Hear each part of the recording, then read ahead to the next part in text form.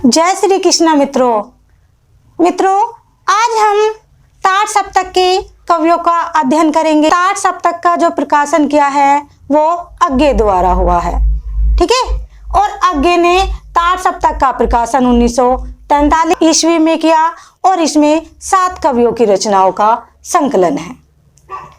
अज्ञे ने 4 ताड़ सप्तक का प्रकाशन किया है। पहले ताड़ सप्तक उन्होंने 1943 ईस्वी में और दूसरा 1951 ईस्वी में, तीसरे सप्तक का प्रकाशन 1959 ईस्वी में और चौथे ताड़ सप्तक का प्रकाशन उन्होंने 1979 यानी कि 79 ईस्वी में प्रकाशित किया। अब देखिए, जो ये ताड़ सप्तक है इसे पहला, दूसरा, तीसरे के नाम से नहीं जाना जाता है। इसे केवल किस नाम से जाना जाता है? ताड़ सप्तक, ठीक है। और इसमें 7 ही कवि हैं और उनकी रचनाओं का संकलन है। तो कभी भी आपको प्रश्न आ जाता है कि ताड़ सप्तक के कवियों को बताइए, तो उसमें दूसरा, तीसरा, चौथा नहीं है, केवल ताड़ सप्तक आएगा। इस चीज को आप विशेष रूप से ध्यान रखिएगा।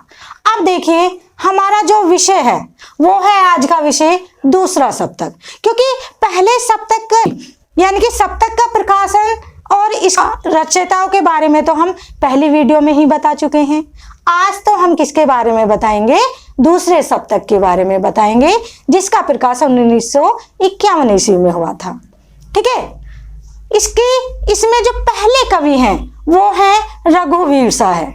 अब देखिए, हम कैसे इसे कनेक्ट करें, कैसे इन 7 कवियों को याद करा जाए, तो एक छोटी सी ट्रिक्स के माध्यम से मैं इसे बता रही हूँ कि रघुवीर साहब की देखिए जो रचना है वो है लोग भूल गए हैं, ठीक है। और इसको कैसे जोड़ेंगे कि रघु के जो वीर हैं वो कौन है? राम है।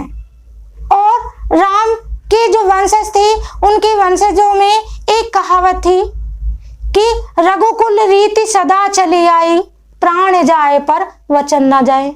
यानी कि चाहे प्राण चले जाए पर वचन नहीं जाते थे। कैसे? एक बार कैकेयी ने किसी दशरथ से वरदान मांगा था कि मेरे पुत्र को राजा बनाया जाए।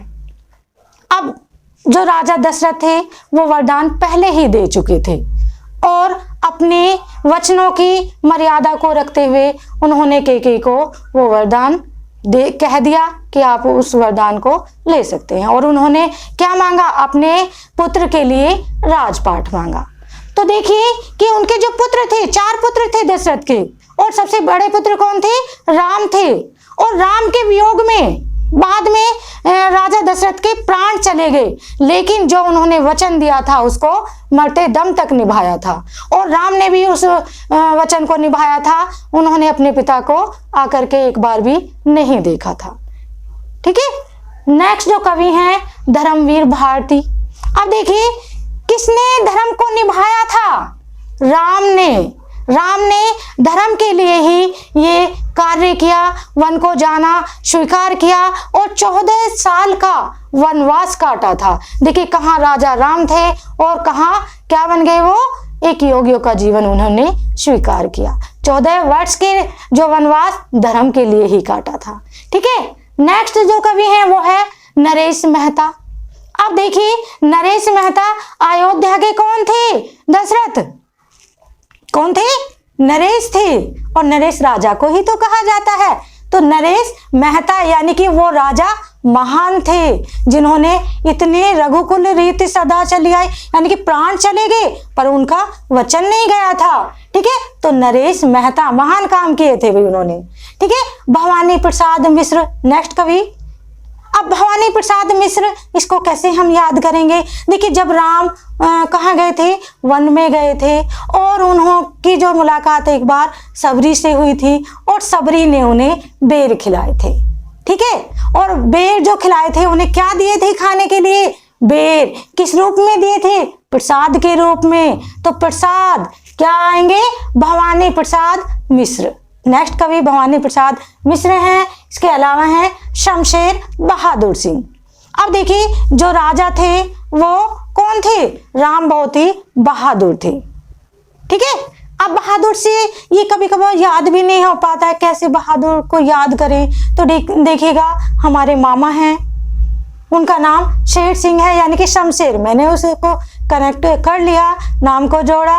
और वो बहादुर कैसे हैं? क्योंकि वो फौज में भर्ती थे भाई, तो बहादुर तो हैं ही, ठीक है। तो इसलिए उनके नाम से जोड़कर आप भी, अगर जो आपको याद कोई चीज नहीं हो रही है, तो आपके जो रिलेटिव हैं पड़ोस में किसी के नाम से कनेक्ट कर दीजिए, तो वो चीज आपको बहुत ही जल्दी याद हो जाएगी। नेक्स्ट है शाकुंत माथुर। अब देखिए शाकुंत माथुर, भाई देखिए किसी की बहादुरी पे हमें शक नहीं करना चाहिए, ठीक है। तो शक नहीं करना चाहिए, शाकुंत माथुर, ठीक है। जो नेक्स्ट कवि हैं वो है हरि नारायण व्यास। अब देखिए भाई, हरि का नाम लेने से सारे दुख दिलदर, सारे दुख हमारे, कष्ट हमारे दूर हो जाते हैं। तो हरि का नाम सभी को लेना चाहिए, ठीक है। ये एक छोटी सी ट्रिक्स थी। अब इसके अलावा हम इनकी रचनाएं थोड़ा सा जान लेते हैं, क्योंकि हमें इनको ही थोड़े ना याद करना है, इनकी थोड़े से रचनाओं को भी हमें देखना है, जिससे कि हमें और ज्ञान हो जाए। देखिए जो रघुवीर साय हैं, उनकी रचनाएं हैं लोग भूल गए हैं, ठीक है। नेक्स्ट है धर्मवीर भारती। अब देखिए धर्मवीर भारती का जो अंधा युग है, यह महाभारत पर आधारित है और इसमें बहुत ही अच्छा इन्होंने वर्णन किया है, इसको पढ़िएगा आप। इनका जो उपन्यास है वो है गुनाहों का देवता। अब देखिएगा, गुनाहों का देवता एक ऐसा मार्मिक उपन्यास है कि इसको पढ़ने से इतने ज्ञान, इतने मतलब कि हमें एहसास होता है कि कितनी इस जग में ये जो अच्छाई है, यानी कि इसके जो पात्र हैं वो है सुधा और चंद्र।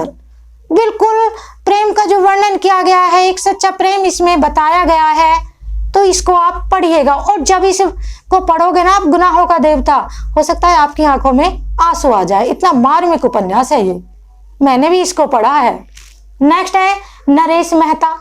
अब देखिए नरेश मेहता की भी एक रचना है संशय की एक रात, और संशय की एक रात 1962 ईस्वी में प्रकाशित हुई थी। संशय की एक रात में क्या है कि संशय है क्या, क्या संशय है? देखिए राम है, राम एक बार पुल का निर्माण करते हैं। जब वो पुल का निर्माण कर रहे हैं तो उन्हें शक होता है अपने विचार पर, अपनी जो धारणा थी, यानी कि पुल का निर्माण वो क्यों कर रहे हैं, इस पर वो संशय करते हैं। उन्हें एक शक होता है कि पुल का निर्माण क्यों करा जा रहा है, क्यों करूं मैं पुल का निर्माण। तो इस चीज का डिस्कस करने के लिए उन्होंने अपने सहयोगियों से कहा कि पुल का निर्माण मैं एक स्त्री के लिए नहीं कर सकता, या एक स्त्री के लिए पुल का निर्माण क्यों हो, कि युद्ध होगा, एक स्त्री के लिए युद्ध होगा। और पुल का निर्माण किस लिए हो रहा था? युद्ध के लिए हो रहा था। और पुल का निर्माण करने में वानर भी उनका सहयोग कर रहे थे। तो साथियों ने भी सलाह दी और उन्होंने निश्चय किया कि पुल का निर्माण होगा, युद्ध होगा, लेकिन युद्ध एक स्त्री के लिए नहीं बल्कि प्रजा की भलाई के लिए होगा, ठीक है। नेक्स्ट कवि हैं भवानी प्रसाद मिश्र। इनकी जो रचना है वो है गीत बेचता हूँ। गीत बेचता हूँ, तरह तरह के गीत बेचता हूँ। बहुत ही अच्छी पंक्तियां हैं उनकी, ये याद करिएगा, देखिएगा एक बार।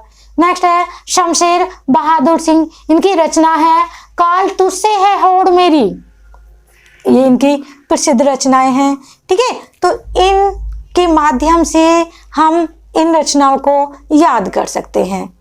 तो ये हमारी एक छोटी सी ट्रिक्स के माध्यम से बताने का एक माध्यम था कि आपको थोड़ी सी अच्छी सी जानकारी हम करा सकें। और अगर जो आपको ये वीडियो मेरी पसंद आई हो तो वीडियो को लाइक कीजिएगा, शेयर कीजिएगा और सब्सक्राइब कीजिएगा। मैं डॉक्टर मिथिलेश भास्कर आपके लिए अच्छी अच्छी वीडियो लाती रहूं, इसलिए आपका मोटिवेशन बहुत ही जरूरी है। धन्यवाद।